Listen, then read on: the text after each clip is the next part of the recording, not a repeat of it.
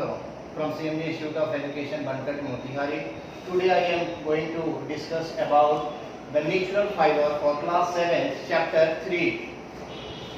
सबसे पहले हम बात करेंगे नेचुरल फाइबर्स के बारे में कि नेचुरल फाइबर्स होता क्या है।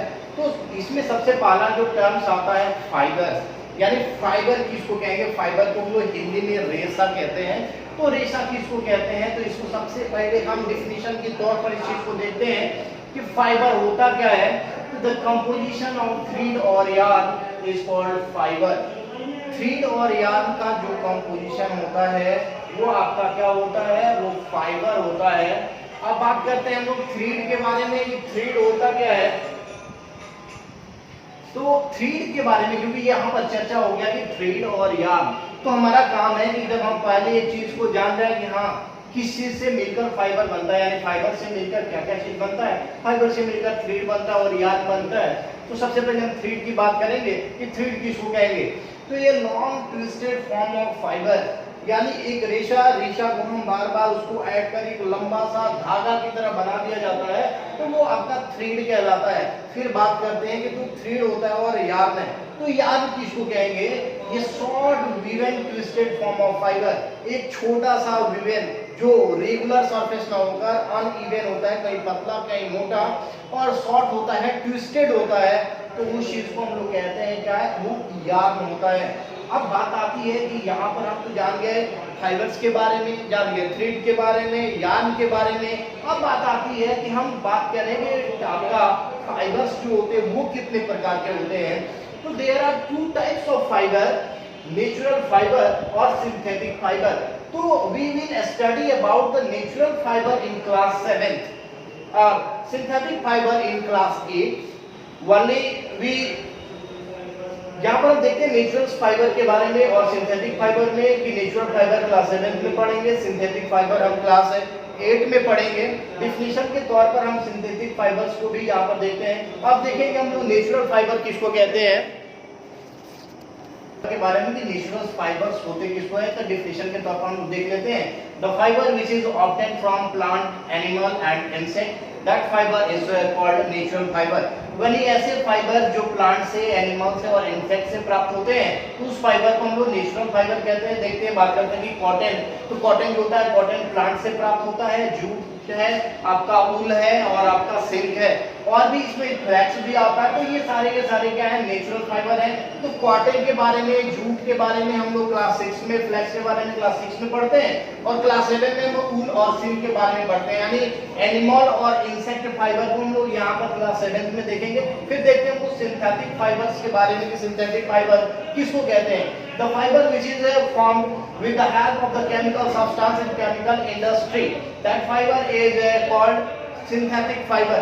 यानी ऐसे फाइबर जो केमिकल सब्सटेंस के सहयोग से आपके केमिकल इंडस्ट्री में बनाए जाते हैं, तो उस फाइबर को हम लोग बोलते हैं सिंथेटिक फाइबर। और इसका जो एग्जांपल होता है वो रेयन है, नायलॉन है, पॉलिएस्टर है, प्लास्टिक है, एक्रिलिक है, एक्सेट्रा होता है। अब हम लोग देखेंगे टाइप्स ऑफ नेचुरल फाइबर के बारे में। बात करेंगे टाइप्स ऑफ नेचुरल फाइबर के बारे में कि नेचुरल फाइबर कितने प्रकार का होता है। तो नेचुरल फाइबर दो प्रकार का होता है, एनिमल नेचुरल फाइबर और प्लांट नेचुरल फाइबर। बात करेंगे एनिमल नेचुरल फाइबर्स के बारे में।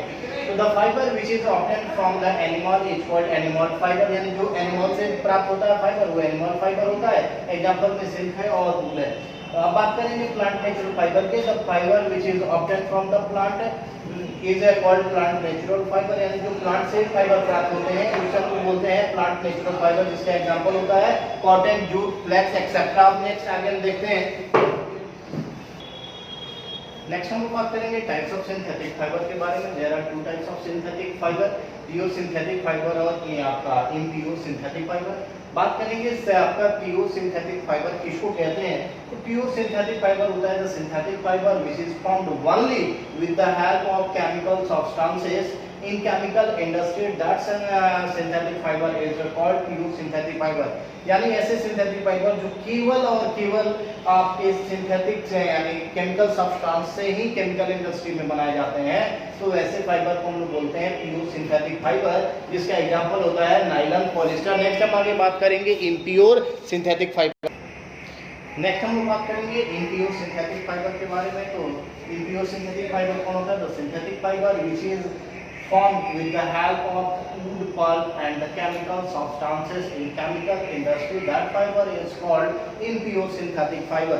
यानी सिंथेटिक फाइबर ये ऐसा फाइबर है जिसमें आपको नेचुरल फाइबर और सिंथेटिक फाइबर दोनों को मिक्स करके बनाया गया है, इसलिए इस फाइबर को हम बोलते हैं इम्प्योर सिंथेटिक फाइबर या इसको हम बोलते हैं आर्टिफिशियल सिल्क। और इसका एग्जांपल जो होता है वो रेयॉन होता है।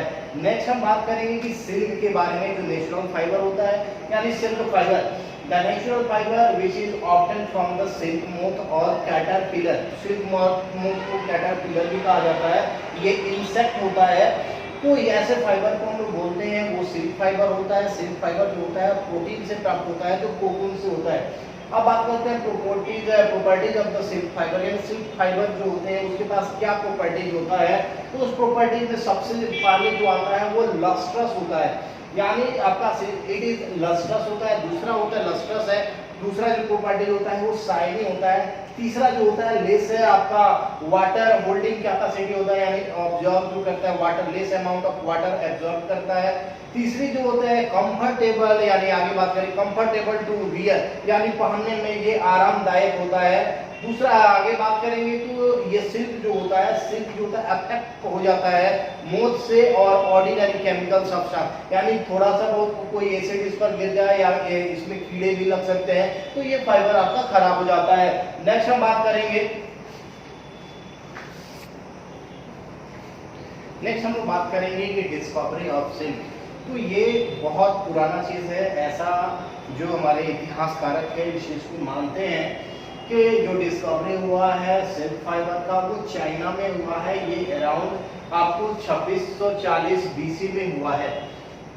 हिस्टोरियन जो एक्सप्लेन करते हैं, यानी जो भी इतिहासकारक है इसकी व्याख्या जो करते हैं कि सिल्क फाइबर कैसे आपका इसका आविष्कार हुआ है, तो ऐसा माना जाता है कि चाइना के जो इंपीरियर हैं, when the emperor of the China sitting in the garden and enjoying the movement, जब चाइना के जो इंपीरियर थे वह अपने बगीचे में बैठकर एंजॉय कर रहे थे, उसी समय अचानक एक इंसेक्ट नीचे की ओर गिरा और सडनली जो फॉल डाउन किया, तो इंपीरियर उसको देखने के बाद हुआ क्या, शॉक हो गए, क्योंकि वो इंसेक्ट प्रोड्यूस किया था एक फाइन यानी पतला सा लॉन्ग चमकीला सा फाइबर जो उनके सामने दिख रहा था।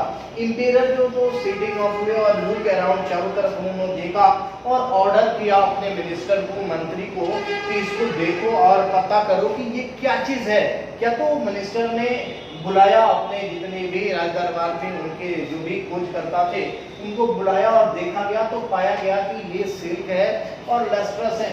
और यही सिल्क वहां पर आविष्कार हुआ और कपड़े फाइबर्स के रूप में इसका फिर थ्रेड बनाया गया। थ्रेड बनाने के बाद इससे आपको फैब्रिक्स बनाने लगा गया।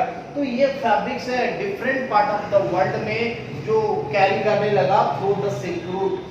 तो सिल्क रूट के माध्यम से इंडिया में भी सिल्क आया।